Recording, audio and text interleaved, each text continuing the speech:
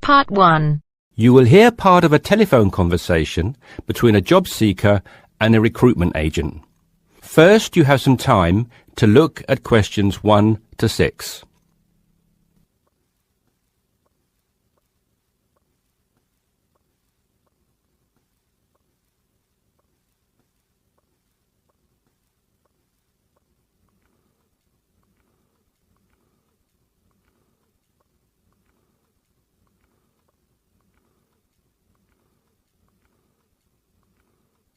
You should answer the questions as you listen because you will not hear the recording a second time.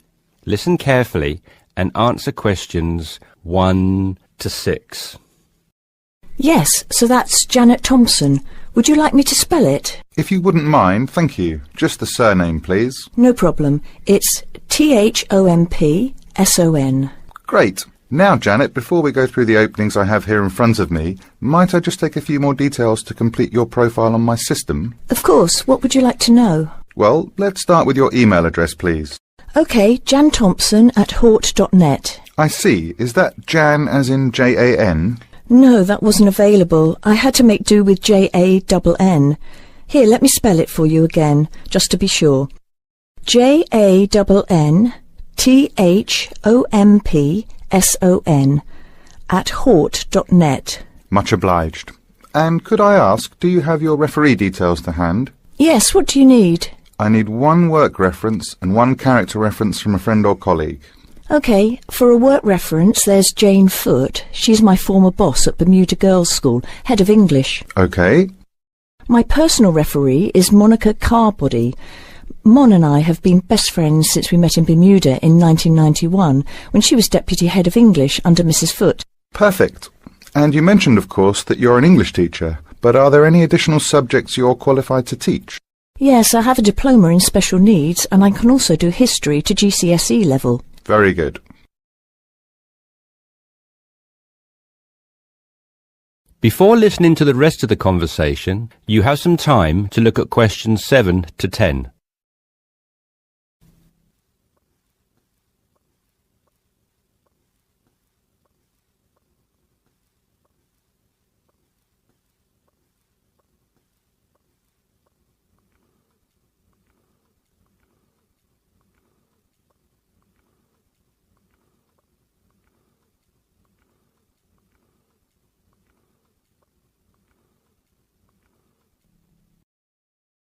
Now listen and answer questions 7 to 10. Do you think I stand a good chance of finding something? Oh, better than good. In fact, we have some positions we can offer you today. You see, it's not so difficult to find a temporary role.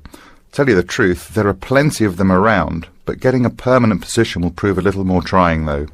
Would you be prepared to take up a position short-term? Of course, anything that pays. Excellent. Well, there are 3 positions that I can offer you right now. The first is a teacher of English in LaSalle School. I'm sure you know it, right in the city centre. Yes, near where I live, actually. Even better. Well, it's a 6-month contract, and the very attractive thing about this role is that the head of English at LaSalle will, if she's satisfied with your performance after 6 months, offer to make you a permanent member of staff. Wow, that's food for thought. It certainly is, bearing in mind what I said before about how hard it is to find a permanent role. The second position I have to offer you is in a school near Chelsea. It's called the Chelsea Free School. Are you familiar? I can't say that I've heard of it. Well, this contract is for 1 year, which is a lot better, looking at it from a short-term job security perspective, than the first role I mentioned. But you also have to realise that you are a temporary replacement for a female teacher who has taken maternity leave. There is no prospect of the position being made permanent. I see. I have one other vacancy at the minute, though I doubt you'll find it quite so appealing. It's situated in rural Cambridgeshire. I'll spell that just in case you want to take it down. CAMBRIDGESHIRE. And the school simply goes by the name Cambridge, though it's not in any way related to the other more well-known establishment of the same name. I was just going to ask that. What a lovely location, though, eh? Yes, but there's a catch. It's only a 6-week contract to cover for someone on extended sick leave. I see. Well, I guess that's ruled out then. What sort of salary can I... That is the end of part 1. You now have half a minute to check your answers.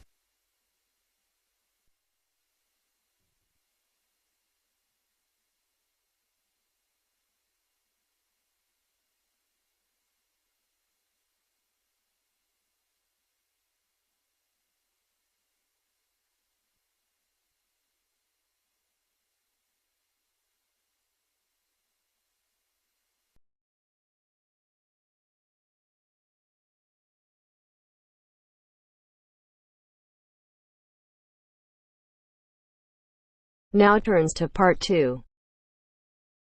Part 2. First, you have some time to look at questions 11 to 15.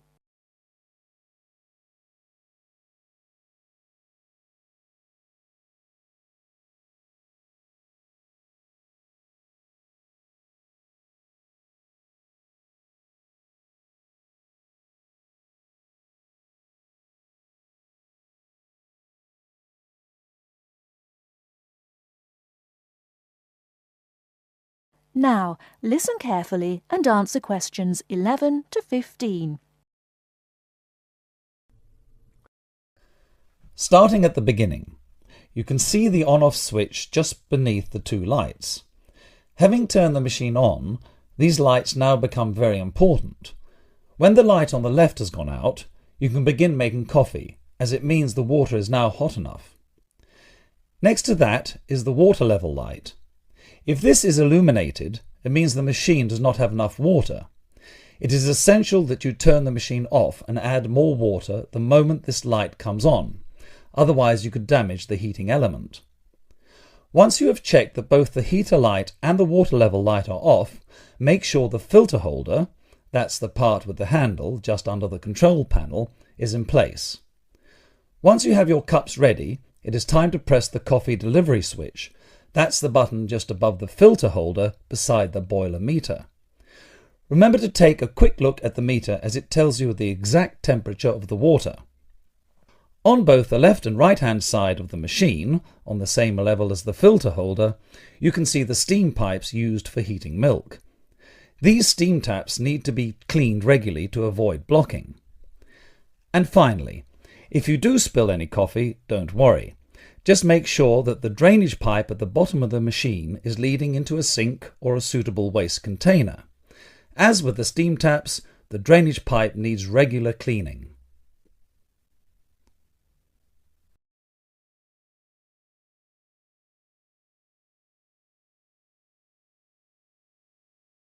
Before you hear the rest of the talk, you have some time to look at questions 16 to 20.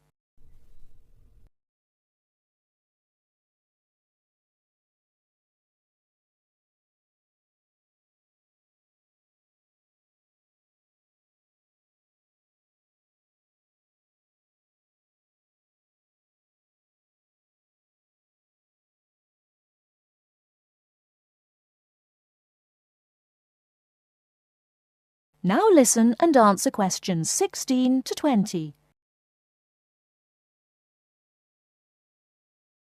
First and most importantly, I'll tell you where you should go from tomorrow for your lectures and classes. The Health Sciences building is on the west side of the campus, opposite the library, beside the History department. As you are probably aware, there are 6 modules to the course, which will take a year to complete. That's 2 modules each term. In the first module of this term, you will be looking at current laws with regard to health and safety in the workplace. Don't forget that as you progress through the course, you should be building your thesis. This will need to be completed by the end of the year.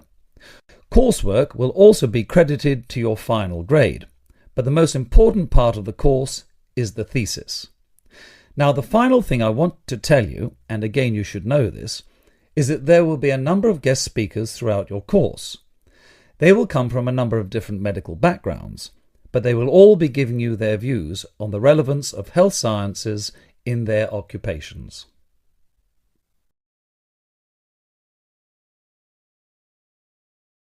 That is the end of part 2. You now have half a minute to check your answers.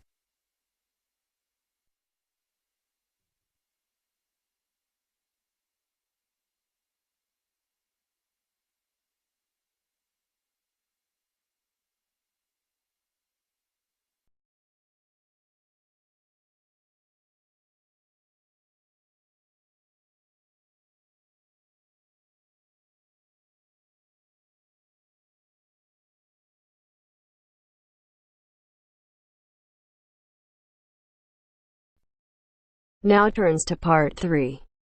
Part 3. You will hear a discussion between two work colleagues and their manager about the restructuring of their company. First, you have some time to look at questions 21 to 25.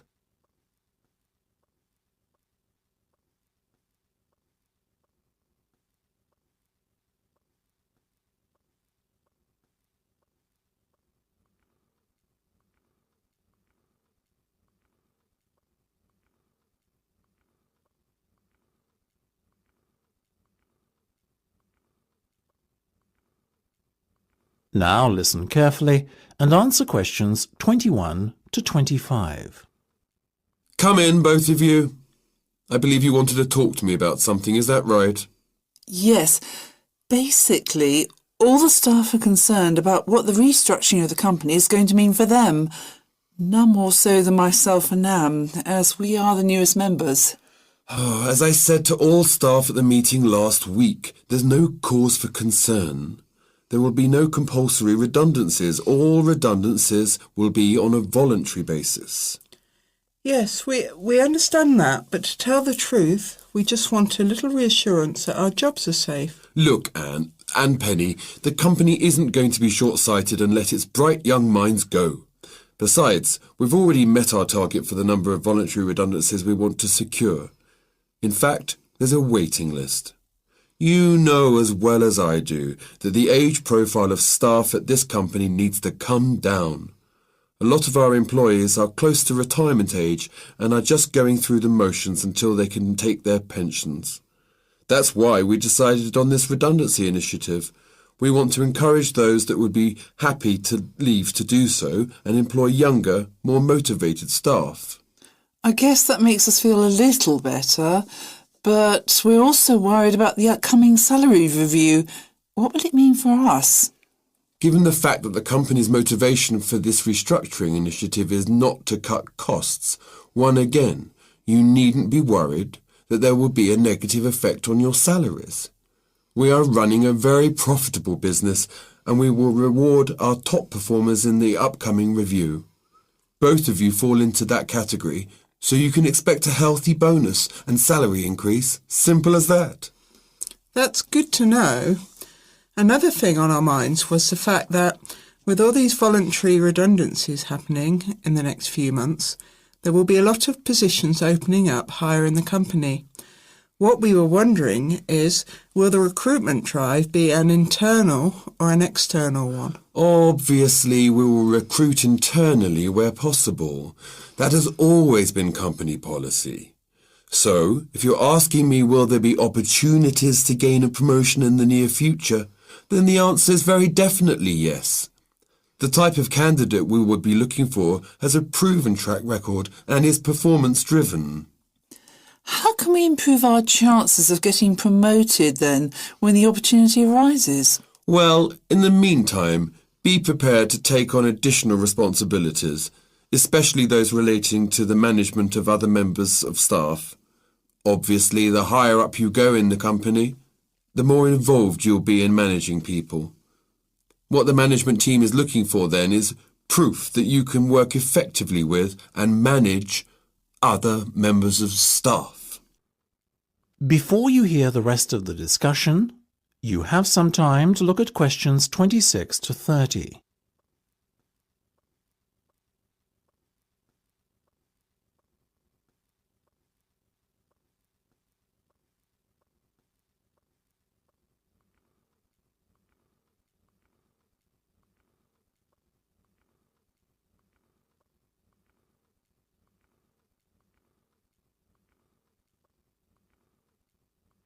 Now listen and answer questions 26 to 30.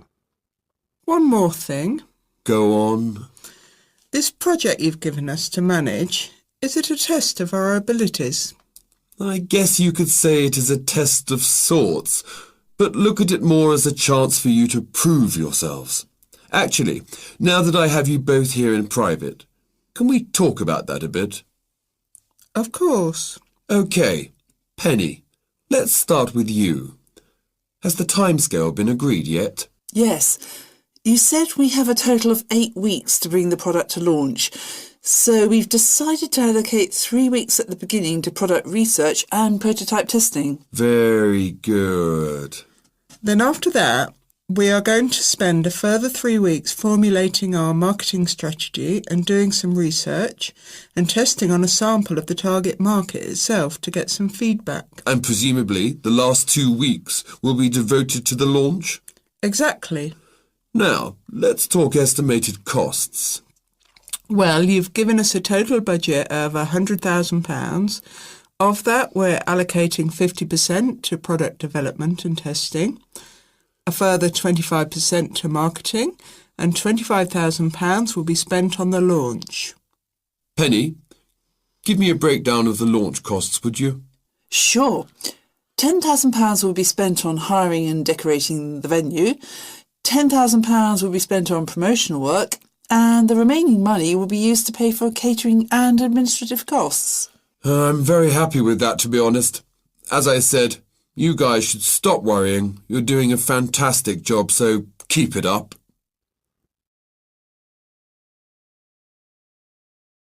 That is the end of part 3. You now have half a minute to check your answers.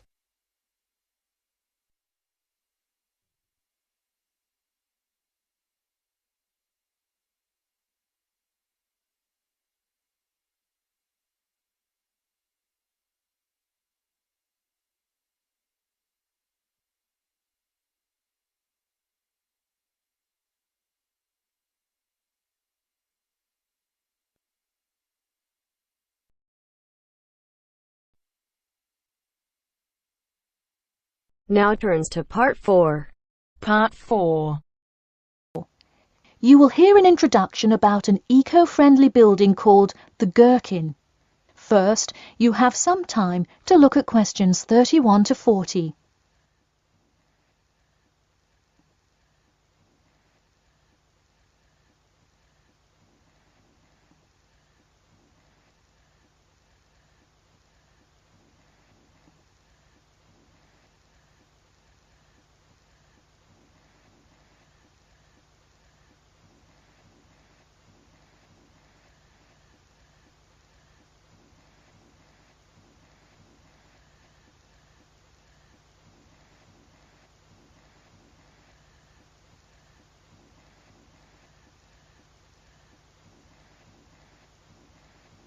Now, listen carefully and answer questions 31 to 40. Today, I'd like to tell you about how UK architects are playing their part to address the issue of global warming. You have seen many of these iconic buildings while going about your everyday life, but you may not know how they are affecting your tomorrow. In 2003, construction was completed on the famous Swiss rebuilding, or more informally called the Gherkin, a true masterpiece commissioned by the law offices of Foster and Partners. This is not the first ambitious endeavour of the firm. They are renowned for their various philanthropic environmental efforts. The Gherkin, with its cut-and-edge green initiative and sharp design, is gaining recognition as an icon in modern architecture. You can pick it out of the London skyline by its unorthodox cigar shape. While its appearance is the obvious attribute at which to marvel, there is far more to this building than meets the eye. And let's face it, there's a lot about this building that meets the eye. The building helps reduce the city's carbon footprint in a number of ways. Just a quick note, in case you're not familiar with the term carbon footprint, get used to it. It's a buzzword you'll hear relentlessly to talk about reducing emissions. Think of it as the amount of harmful greenhouse gases that are given off into the environment by a single person, organization, or product. So going back to the Gherkin building, perhaps the most obvious as well as the most significant eco-friendly feature is the glass windows, which allow light to pass through the building, both reducing heating costs and brightening up the workspace. The ingenuity behind the various eco-friendly aspects of the gherkin has seen its fair share of publicity both from serious and silly sources. In a recent April Fool's Day edition, One e-publication printed a story detailing plans to replace 50% of the current exterior with grass, which would not only make large steps in the name of sustainability, but also give the building the green hue that would truly earn it the nickname of the gherkin. The only drawback is, as you may have guessed, that this story was an April Fool's Day joke and completely made up.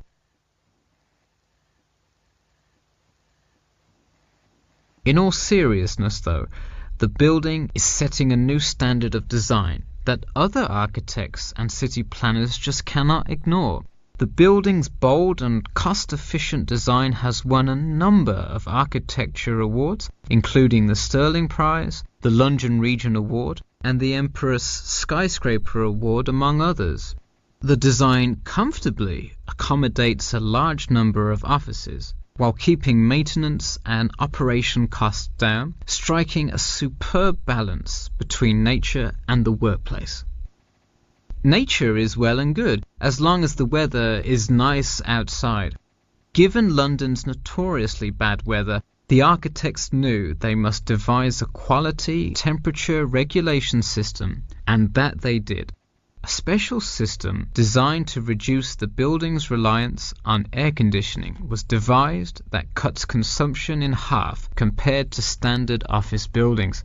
There are atria that link each floor vertically to one another, forming spiraling spaces up the entire building.